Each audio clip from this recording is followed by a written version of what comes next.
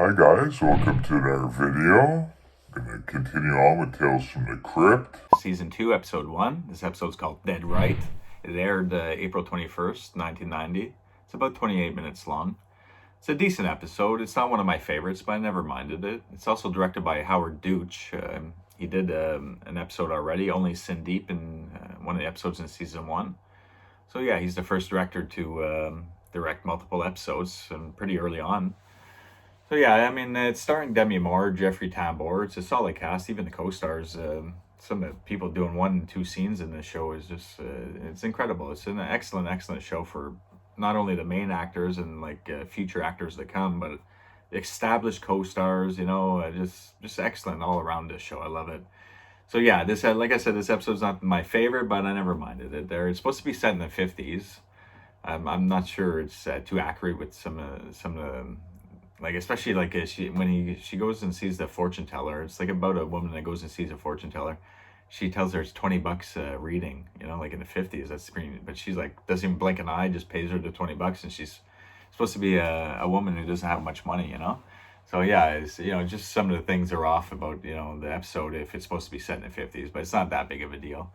But yeah, so Demi Moore, she's not really a big believer in this stuff, but she gets recommended to to see a teller or a psychic. So on her lunch break, she goes and sees this woman, Madame Vorna. So she gives her a quick reading there. But she's like I said, she's not really into it, and she's like, okay, well, whatever, we'll see. But she tells her by the end of the day, you're gonna lose your job. She thinks like right away you're already wrong, because my boss is supposed to be out of town. He's not even in the office to fire me, so. Yeah, so but she's like, not only that, you'll have a new job by the end of the day. So she's like, oh, okay. Anyways, she's like, all right, thanks for the reading. I'll see you. So she walks back to work and she talks to her friend at work there. She's like, you won't believe what that quack had to say. But that's her friend that recommended the psychic there. But the girl that plays her friend is Kate Hodge. She's only in a few scenes, but she's from Leatherface 3 and Rapid Fire, another movie I recently reviewed. So yeah, like I said, a bunch of great actors. You may not know them, but you know the face. You've seen them in many things, through many films and television shows throughout their careers. So yeah, Kate Hodge, she's decent in this too. And yeah, so while she's at the office saying, she's crazy, she says that asshole boss of ours is going to fire me. And she's like, no, like, don't say that. And sure enough, the boss comes out, it's the guy from the Terminator films, that doctor there, Earl Bowen, I think his name is in real life. Yeah, he's only in that one scene, another actor, he's like, I don't mind being called, bad names, but being late, he doesn't put up with that shit. He shoots her time card at her. But yeah, so she's half right already, the teller there. She lost her job. But she kind of blames on the teller afterwards, because she says she was 25 minutes late because her clock was slowing while she was doing the reading. But anyways, so she loses that job. But while she's walking home, I guess there's like a little encounter happening off on the side with another good actor. The bar owner is Troy Evans. He plays so many movies. Teen Wolf, Halloween 5. I mean, he just plays so many movies. Another great actor. He's having a fight with one of his waitresses, and he's like kicking her out, firing her. And sure enough, Demi Moore's walking by. He's like, hey, you want a job? So she has a job by the end of the day. So she goes and sees the psychic there, and she's like, yeah. So the psychic knows everything went as planned the way she saw it.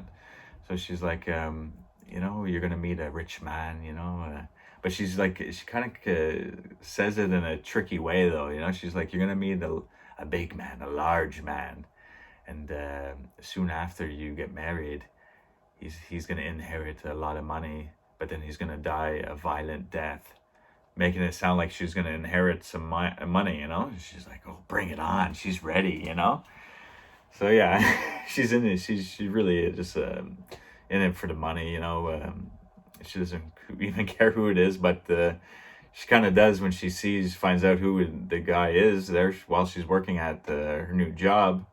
this large guy comes in, played by Jeffrey Tambor. He's in like a huge fat suit, and they made his face look disgusting, and his teeth are black and terrible breath, she says, and stuff like that, so she's like, oh my god, this can't be the guy, but like he has the eye for her right away, she just like taking his order, and he's like, you and me, we got a connection, don't you feel it? He's like really creepy, especially at the beginning. It's like anyone working at the bar, so, like the bar owner or security would kick this guy out for being such a creepy. He's like grabbing Demi Moore's arm, like and stuff, and following her down the stairs, and like, hovering around her. It's like, whoa. But anyways, so yeah, he's following her around to work and stuff like that, and he's like face to face, and she smells his stinky breath, and she kind of like gets out of there, and she's like almost afraid for her life, kind of thing. So she's like, that can't be the guy, like she's saying to herself. So the next day she has lunch with her friend from her old work, Kate Hodge, and yeah, she's just telling her what Vorna said now, that she's going to meet this large man, and she's telling her about the man she saw at work that night, and she's like, I can't go through with this if that's him, and she's like, well, why not? Vorna's been right this far, just keep doing it. And while they're eating, they're like thinking about how he's going to die and stuff, because Vorna said he's going to die a violent death. And so they just have like these glimpses of, of them imagining him dying, and he gets hit by a car. It looks good though, he gets hit by a car. She's like, no, it's not going to do the trick. He's too big. We need a Mack truck, So then you see him get hit by a Mack truck, and oh, no, he's going to be choking on piles of food over there. And they're just like talking silly, laughing, wondering how he's going to die, So yeah, while she's at work, he keeps asking her, go on a date with me, I'll take a dancing movie, the works, So she kind of like just goes with it, and whatever, and he takes her to eating. He has so many plates around. He's just so disgusting. He takes her to the movies. I like that shot though, like when he's sitting with her, in the theater. It's just a cool little shot. Takes her dancing. There's some weird little dancing like montages though throughout this episode. It's kind of strange. Well, yeah, so they went out on their date and everything, and he brings her home, and he tries to kiss her there, and she's like, kisses her just a bit there. She goes rushing in, and closes the door, and he goes like peeking in her kitchen window, only to see her like puking in her kitchen sink. How disgusted she is. But anyways, sure enough, he goes to her work and asks her to marry him, and she's like, well, do you have a rich family member, because supposedly he's supposed to inherit some money, so he's like, my uncle, he's worth money, he's got a factory, so she thinks he's going to inherit from that, and then he's going to croak. She's trying to figure out how she's going to inherit the money, So she's like, yeah, sure, like, I'll marry you. Then you get a little montage of the wedding, and then she's a housewife, like a couple months are going by. She's she's doing the house chores, being a good housewife, But man, the night of the honeymoon, when he's waiting in the bed, he's like, come on, what's taking you so long? She's like in the bedroom, in the bathroom, like looking in the mirror, like, because I guess she has to sleep with him. I don't know, she has to go through with it, I guess. And even when she's on the bed, she's like, she's like, come on, baby. But he's really, really huge, he's like 400 or 500 pounds, I don't know.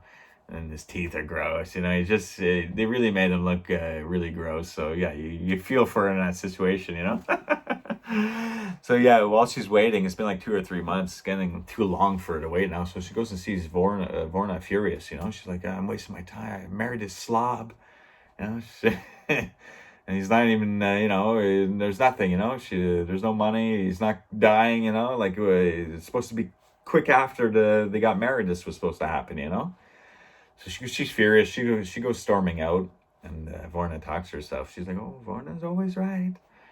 And so this is a weird little scene too. Demi Moore rushes to like a grocery store. All these cameras and reporters, microphones in her face. She's the millionth customer in that store. So she wins $1 million. And again, in the 50s, I doubt it would be a million, maybe 100,000, maybe, But yeah, some of these figures are more suited for the 90s when the episode was filmed, but whatever, it's just a little horror show, it's no big deal. So yeah, she wins $1 million. She goes home, it's so funny, she's like, she's looking, you can tell she's been shopping all day, and she has all these nice bags and stuff, and you can tell she's ready to leave this place. I don't even know why she went back to the apartment to get her other things, but he's in the kitchen. It's a funny shot through a window, and he's like, "Honey, babe, you home?" She's like, "I'm leaving, you stupid son of a bitch," or some shit stupid like that, something stupid like that. And then he cut back to that funny shot behind the window at him in the kitchen, and he's just like, he's just like so sorry, like he's just a sorry case of a human, man. I'm serious. He's just yeah. He's a bit of a slob, let's just put it that way. But yeah, he kind of, he's like, he doesn't know what's happening, She's leaving him, and she's rich, and so she didn't need him, I guess, to inherit the money. But we find out that if he can't have her, no one can. So while she's trying to leave the apartment, he stops her and he has a knife. And it's a pretty creepy scene, though. He has it like up like that. And she's like, "Put it down." And he puts it down. But he puts it back up. It's pretty good. It's pretty creepy in the way Jeffrey Tambor looks. With, that big bodysuit and the makeup, he's getting like craters in the face. They make him really look hideous, So yeah, it's a pretty well done scene at the end, and he just keeps stabbing her and it's screaming and screaming, So yeah, so he inherits the money because he killed his wife, but he gets the electric chair, so he dies a violent death. So that was her reading. But it was tricky. It was a tricky reading. It really, yeah, it's a bit off. That I don't know if he would inherit the money if he murdered his wife. You know what I'm saying? Like, it just she told her a reading that would only happen if he kind of like she kind of shoved her in that direction. Oh, you got to go with the large man if you want the money. But yeah, it's just a weird episode, But maybe, yeah, if she never followed that route, maybe she would never went to the grocery store and and won the $1 million. Maybe that whole route would have changed. Yeah, it's a bit of a weird episode, but yeah, the big guy Charlie there, that's his name in the episode. He gets the electric chair. So it's kind of funny that the first episode of season 2 has like a quick scene with the electric chair. And the first ever season 1, episode 1, dealt with the electricity and electric chair, the death penalty. So this episode ends with the the electric chair and him dying. So he dies his violent death, and her reading kind of comes true. I mean, yeah. So that's kind of like the episode in a nutshell. There. I hope it was watchable. There. It's a weird episode. It's not one of my favorites, but anyways.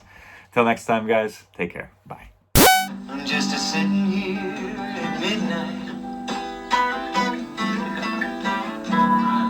and I'll be sitting here till noon. You see, my lady left me lonely. Yes, she did. Baby left me blue. The funeral is about to begin, sir. The Daigler.